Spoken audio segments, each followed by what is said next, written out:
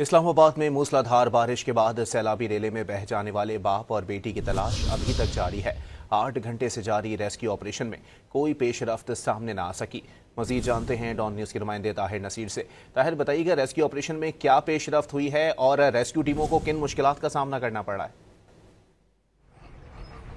जी बिल्कुल, देखिए रावलपिंडी इस्लामाबाद में होने वाली मूसलाधार बारिश के नतीजे में फेस 5 एक हाउसिंग सोसाइटी से एक बाप अपनी बेटी को लेके घर से निकलता है और वो सैलाबी रेले की नजर हो जाता है। तकरीबन उस ऑपरेशन को 8 घंटे से ज्यादा का वक्त गुजर चुका है। अभी तक जो लापता बाप और बेटी का सुराग नहीं लगाया जा सका।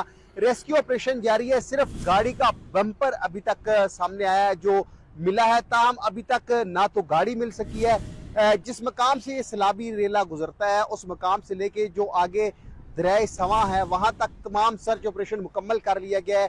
कोई चीज सामने नहीं आई। अलबत्ता अब जो रेस्क्यू ऑपरेशन है वो मिट्टी के नीचे किया जा रहा है कि मिट्टी खोदी जाए, कहीं मिट्टी के तोदे के नीचे आके गाड़ी फंस ना गई हो, क्योंकि जो हेलीकॉप्टर के जरिए भी रेस्क्यू ऑपरेशन किया जा रहा है। आज मजमूई तौर पर 4 अफराद सैलाबी रेले की नजर हुए थे। एक हुमक से नौजवान जो है वो सैलाबी रेले की नजर हुआ था जिसकी डेड बॉडी फेस 7 से रिकवर की गई है। और एक जो चौंतरा का इलाका है वहां पे चक्री जिसको कहा जाता है वहां पे भी एक मोटरसाइकिल सवार सैलाबी रेले की नजर हुआ था।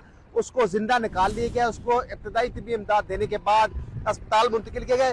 जो फेस 5 में बाप और बेटी गाड़ी समेत लापता हुए थे उनके लिए रेस्क्यू ऑपरेशन किया जा रहा है। रेस्क्यू हुकाम का यह कहना है कि जब तक सूरज नहीं ढलता उस वक्त तक रेस्क्यू ऑपरेशन जारी रहेगा। रात को रेस्क्यू ऑपरेशन रोका जाएगा और कल दोबारा रेस्क्यू ऑपरेशन शुरू किया जाएगा ताकि लापता बाप और बेटी को बरामद किया जा सके और जो गाड़ी है उसको भी बरामद किया जा सके। जी बहुत शुक्रिया ताहिर।